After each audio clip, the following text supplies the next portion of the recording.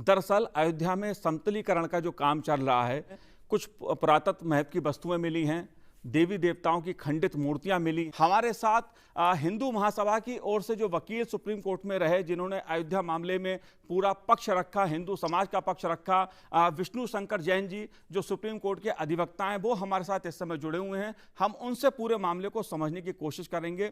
विष्णु जी, एक बार फिर से जब समतलीकरण का काम चल रहा है, वहां पर खुदाई में पुरातत्व महत्व की चीजें मिली हैं, खंडित देवी देवताओं की मूर्तियां मिली हैं, खंबे मिले हैं, आप कैसे देखते हैं इस पूरे मामले को?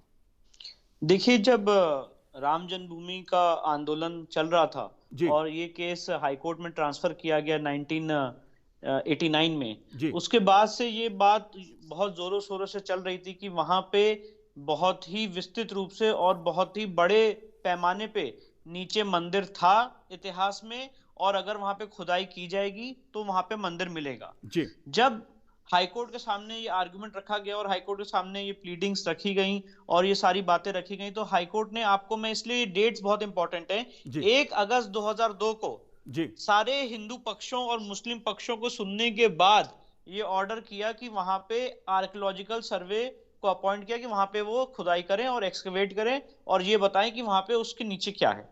अब जब ये ऑर्डर किया गया तो आर्कियोलॉजिकल सर्वे के सामने बहुत बड़ी दिक्कतें थी, क्योंकि हाईकोर्ट ने ये भी ऑर्डर किया था कि जहां पे भगवान रामलला विराजमान है उस जगह को आपको नहीं छेड़ना है और वहां पे जो दर्शन चल रहा है उस जगह को आपको डिस्टर्ब नहीं करना है। तो हाईकोर्ट ने आर्कियोलॉजिकल सर्वे ऑफ इंडिया को 100 बाय 100 का एरिया दिया कि आप इस एरिया में खुदाई करें, इस एरिया में आप ट्रेंचेस बनाएं और हमें बताएं कि वहां से क्या क्या निकला है।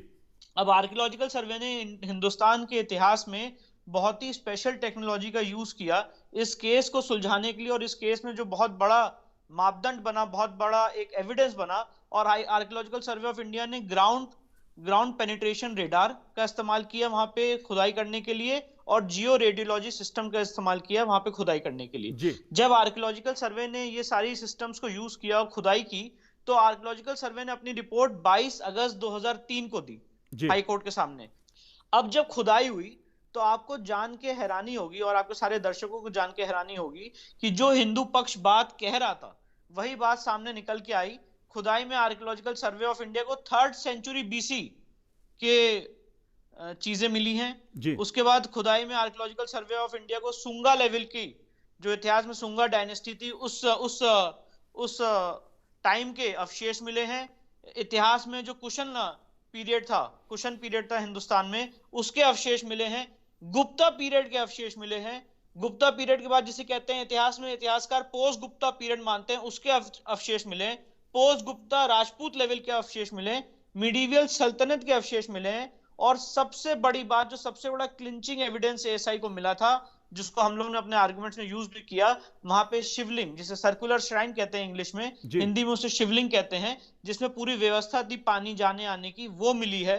बेदी मिली है जहां पे पूजा पाठ की जाती थी। हनुमान जी की मूर्तियां मिली हैं। वरा देवता की मूर्तियां मिली हैं। वरा देवता की मूर्तियां किसी भी मुस्लिम स्ट्रक्चर में नहीं हो सकती हैं। वरा देवता की मूर्तियां मिली हैं। और सबसे ज्यादा इंपॉर्टेंट 14 कसौटी के पिलर ASI को मिले, जो यह साबित करता था कि बाबरी मस्जिद, जो तथाकथित बाबरी मस्जिद मुस्लिम समुदाय और मुस्लिम पक्ष बाबरी मस्जिद एक्शन कमेटी कहती थी, वो खंबे के ऊपर खंबे बने हुए थे, कोई नया स्ट्रक्चर क्रिएट नहीं किया गया था। मतलब ऑलरेडी वहां पे एक मंदिर का बहुत बड़ा स्ट्रक्चर था और उसके ऊपर ही ये तथाकथित मस्जिद का निर्माण किया गया था। तो ये सारी बातें हाईकोर्ट अपने संज्ञान में लेते हुए ये कहा कि हाँ, यहाँ पे ऑलरेडी एक प्री एग्जिस्टिंग मंदिर था जिसके ऊपर ये तथाकथित मस्जिद का निर्माण किया गया। और सबसे एक और महत्वपूर्ण बात है, जब ASI पे बहुत डिबेट हुई और सुप्रीम कोर्ट में इस मामले में विस्तृत रूप से बहस हुई, तो राजीव धवन साहब, जो मुस्लिम पक्षकारों के वकील हैं, उन्होंने माना कि ASI एक एक्सपर्ट ओपिनियन है और इसकी क्रेडिबिलिटी पे हम बात नहीं कर सकते हैं, इसकी क्रेडिबिलिटी पे हम प्रश्न चिन्ह नहीं खड़ा कर सकते हैं। हालांकि मुस्लिम पक्षकारों में पहले मीनाक्षी अरोड़ा साहब ने इसमें बहस की थी और उन्होंने कहा कि नहीं एसआई की रिपोर्ट गलत है और ये एक्सपर्ट ओपिनियन ऐसे नहीं हो सकती है, जिसपे कोर्ट का बहुत ही स्पेसिफिक ऑब्जर्वेशन था कि आपने हाई कोर्ट में सारी चीजें चैलेंज नहीं की हैं और सुप्रीम कोर्ट के लेवल पे आके आप पहली बार ऐसे आर्गुमेंट्स नहीं कर सकती हैं। उसके बाद राजीव धवन साहब को इंटरवीन करना पड़ा, उन्होंने कहा नहीं हम एसआई की जो रिपोर्ट है उसको मानते हैं और हम जो हमारे ऑब्जेक्शन है बहुत टेक्निकल है, हम उसको विड्रॉ कर रहे हैं, हम उन चीजों में नहीं जाएंगे। अब सबसे बड़ी बात है जो अयोध्या का जब जजमेंट आया 9 नवंबर 2019 को सुप्रीम कोर्ट ने यह कहा है बाबरी मस्जिद किसी खाली जमीन पे नहीं बनी थी जी। पहला कंक्लूजन है सुप्रीम कोर्ट का। दूसरा कंक्लूजन है जो खुदाई हुई वहां पे उससे यह साबित होता है कि उस विवादित ढांचे के नीचे एक ढांचा था जी। तीसरी बात सुप्रीम कोर्ट ने कहा कि जो उसके नीचे स्ट्रक्चर था वो करीब करीब उसी डायमेंशन का था, उतना ही एरिया का बना हुआ था, उससे ज्यादा हो सकता है, उससे कम डायमेंशन का नहीं था। चौथी बात जो सुप्रीम कोर्ट ने कही जो बहुत महत्वपूर्ण है, सुप्रीम कोर्ट ने कहा कि ये सुप्रीम कोर्ट कह रही है एएसआई की रिपोर्ट के कंक्लूजन को कि एएसआई की रिपोर्ट से क्या निष्कर्ष निकलता है।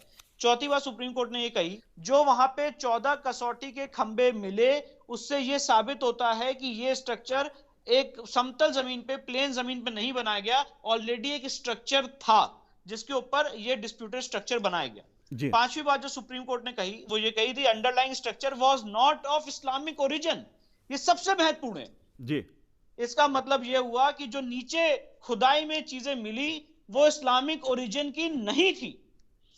छठी बात जो अभी बात मैंने आपको बताई थी कि जो डिस्प्यूटेड स्ट्रक्चर है उसके नीचे जो फाउंडेशन है वो ऑलरेडी एक डिस्प्यूटेड स्ट्रक्चर पे रहती है और इसीलिए ये नहीं कहा जा सकता है कि इसको एक बाबर जो उनका केस था, बाबर आया और बाबर ने वहां पे मस्जिद तामील की, मीर बाकी को आदेश दिया, मीर बाकी ने वहां मस्जिद बनाई, तो ऐसा आप नहीं मान सकते हैं क्योंकि ऑलरेडी वहां पे एक स्ट्रक्चर था जिसके ऊपर ये स्ट्रक्चर खड़ा हुआ था जी। इसके बाद सबसे इंपॉर्टेंट बात ये लास्ट पॉइंट है सुप्रीम कोर्ट का जिन्होंने ये कहा सुप्रीम कोर्ट ने एएसआई की सारी एविडेंस को और सारी रिपोर्ट को एग्जामिन करने के बाद एएसआई की कंक्लूजन्स एग्जामिन करने के बाद ये कहा कि ये सारी चीजें देखने के बाद ये पता चलता है कि ये सारी चीजें इस्लामिक रिलीजियस नेचर की नहीं है जितनी भी चीजें वहां पे हैं। एएसआई ने कहा कि वहां पे जो एक्सकवेशन हुआ है, जो खुदाई हुई है, इससे साबित होता है कि वहां पे एक टेंपल स्ट्रक्चर था 12वीं सेंचुरी का। सुप्रीम कोर्ट ने कहा कि एएसआई की ये जो फाइंडिंग है कि वहां पे जो खुदाई हुई और खुदाई होने से ये साबित होता है कि वहां पे 12वीं शताब्दी में एक मंदिर था, उसके अवशेष हैं। ये सारी एविडेंस और सारे तथ्यों को देखते हुए लगता है कि ये सही है। मतलब ये जो एएसआई का कंक्लूजन है कि वहां पे मंदिर के अवशेष थे, वहां मंदिर था, ये बात सही है सारी चीजों को देखते हुए।